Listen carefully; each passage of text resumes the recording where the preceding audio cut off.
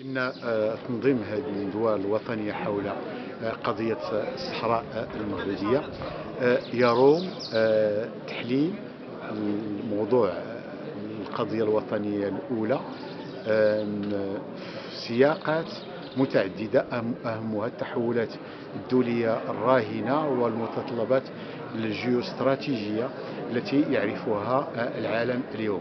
نعم.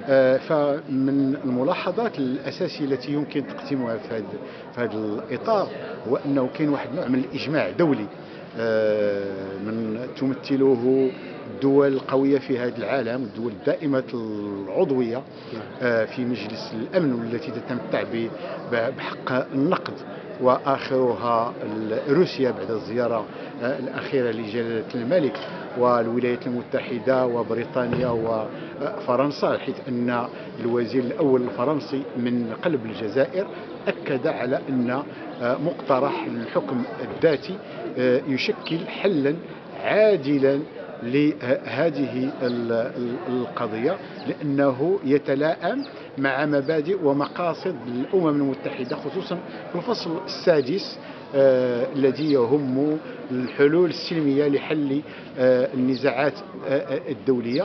لذلك فهذا المقترح بحكم الذاتي يتماشى إلى حد بعيد مع أهداف الأمم المتحدة في حفظ السلم والأمن الدوليين. من هناك سياق دولي ثاني هو مسألة مناهضة الإرهاب، لأن مقترح الحكم الذاتي يشكل إطارا عاما للاستقرار السياسي من منطلق ما تعيشه العديد من بؤر التوتر في المنطقة، منطقة جنوب البحر الأبيض المتوسط وشمال إفريقيا. لذلك لتفادي خلق دويلة مصطنعة تحت ريادة الجزائر في هذا من شأنه أن يدفع إلى التوتر دولي جديد. لذلك فالمغرب يمثل نموذجا حقيقيا للدول الداعمة لهيئة الأمم المتحدة، وأيضا في سياق مناهضة الإرهاب، لأن المغرب الآن دولة عضو في لجنة مناهضة الإرهاب التابعة لمجلس الأمن. وبالتالي المقاربة المغربية لها نوع من الخصوصية، لأنها تجمع بين طياتها أولا التعاون الدولي مع العديد من الدول في مناهضة الإرهاب، آخرها روسيا وقبلها بلجيكا وفرنسا. أيضا هناك مسألة الوسطية والاعتدال الديني، وأن إمارة المؤمنين لها مكانة خاصة في الحقل الديني، دون إغفال خصوصية المقاربة المغربية بشأن النمو أو التنمية الاقتصادية. لذلك فمجلس الأمن له احترام خاص للمغرب. والمغرب من الدول القليلة في العالم الذي يساهم في قوات الأمن وحفظ السلام العالمي في إفريقيا، جنوب الصحراء، في آسيا، وأيضا في العديد من بؤر التوتر في أوروبا. لذلك حتى بالنسبة لمسألة حق الشعوب في تقرير المصير فهو كزاوية ثالثة. فوقع نوع من التحول فهذا الأساس، يعني بعد نهاية الحرب الباردة هذا أضحى مبدأ سياسيا لا يعني أي شيء، بل يندرج في إطار منظومة الحقوق الأساسية وحقوق الحقوق الجماعية للأفراد باختيار الشعوب للأنظمة السياسية والاقتصادية والاجتماعية والثقافية التي تتلائم مع آمال وطموحات الأفراد من منطلق التوصية الأمم المتحدة 15-14. في سياق ذاته يا دكتور، العنوان الذي تم اختياره لهذا اليوم الدراسي القضية الصحراء المغربية، الأبعاد القانونية والتحولات الجيوستراتيجية والرهانات، أي دلالات لمثل هذه الأعمال العلمية والدراسية بالنسبة لكلية العلوم القانونية والاقتصادية والاجتماعية بجامعة القاضي عياض؟ يندرج تنظيم هذه الندوة في إطار طرح أساليب جديدة للترافع على القضية الوطنية من منطلق هذه التحولات الجيوستراتيجية، لأن اليوم الدول الدائمة العضوية في مجلس الأمن تضمن للعالم حفظ السلم والأمن دوليا، وبالتالي فمقاربة المغربية في مجال الحكم الذاتي هي التي تشكل خارطة طريق للاستقرار السياسي في المنطقة.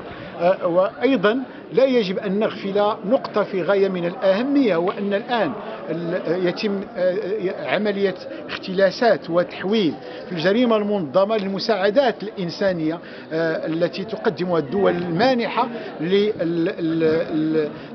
للمدنيين بتندوف، والتي يتم تحويلها من طرف القادة ديال البوليساريو، وأيضا بالنسبة لبعض الجنرالات الجزائريين، وهو ما يتنافى مع المبدأ مبادئ تخليق الحياة العامة. لذلك فالآن الاتحاد الأوروبي يطالب الجزائر كدولة استقبال، لأن تندوف يعني هي جزء من الأقاليم الجزائرية، يطالبها بضرورة إحصاء ساكنة تندوف لوضع حد لهذه الاختلاسات والتحويلات، كما أكد عليها المكتب الأوروبي لمناهضة الرشوة. نعم، ماذا عن النتائج الأولية دكتور بالنسبة للفترة الصباحية لهذا اليوم الدراسي؟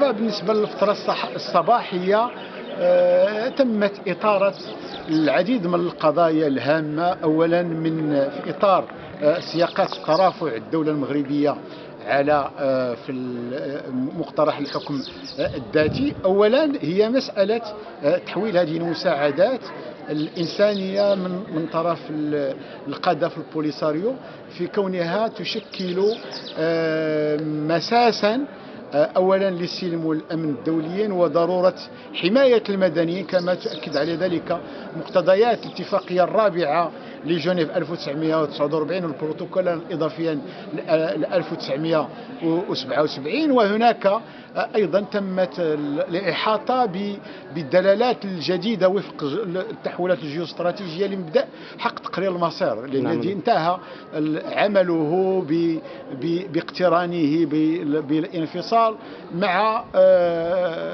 نهاية الحرب الباردة. والآن حق الشعوب في تقرير المصير هو حق يقوم على الحق الفرد في التنمية، وبالتالي فالدلالات المعرفية والقانونية الحديثة